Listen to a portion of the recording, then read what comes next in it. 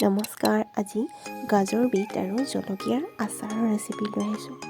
আহকচোন চাওঁ কেনেকৈ বনাইছোঁ।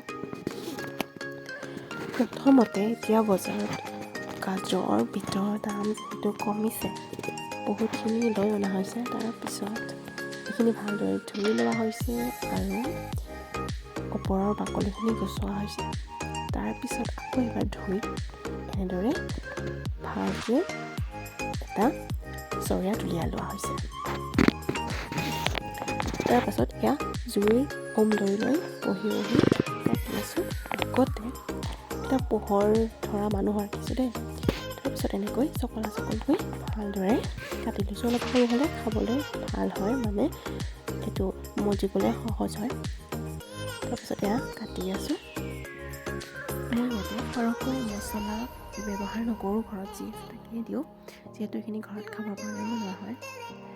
বিশেষকৈ বজাৰত পোৱা এই সময়খিনিত পোৱা সেই যে জলকীয়াখিনি বহুত ভাল হয় আচাৰত দিবলৈ, গতিকে তাতো ব্যৱহাৰ কৰিছোঁ। এতিয়া এয়া কেনেকৈ কাটিছোঁ দেখুৱাই আছোঁ।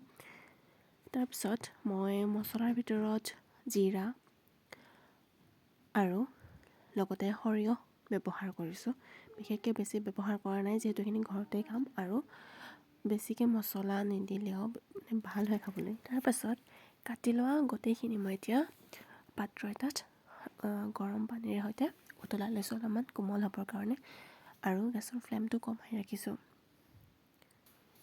তাৰপাছত এইখিনি এটা খৰাহীত উলিওৱাৰ পাছত নিমখ, হালধি, মছলা সানি পানীখিনি তাৰ পৰা শুকাবলৈ দিছিলোঁ, অলপ ৰ'দত দিছিলোঁ। তাৰপিছত কেৰাহী এটাত গৰম তেল হ'বলৈ দি তাত এইখিনি গৰমে ঢালি দিছিলোঁ আৰু এনেকৈ অলপ গৰম হ'বলৈ দিছিলোঁ। আৰু তাৰপিছতে আমাৰ আচাৰ ৰেডি। আপুনি এইখিনি এদিন বা দুদিনৰ ভিতৰতে খাব পৰা হ'ব, লগতে আৰু ৰ'দত দিলে বেছি সোৱাদ লগা হৈ উঠিব। এতিয়া এইখিনি মই ৰ'দাই আছোঁ আৰু মাজে মাজে খায়ো আছোঁ।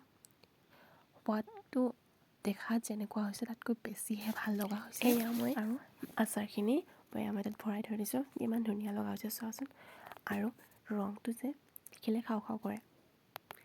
ভিডিঅ'টো চোৱাৰ বাবে ধন্যবাদ। আৰু এটা আচাৰৰ ৰেচিপি লৈ আহিম দেই, গতিকে যদি খাব বিচাৰে কোনোবাই ক'ব পাৰে।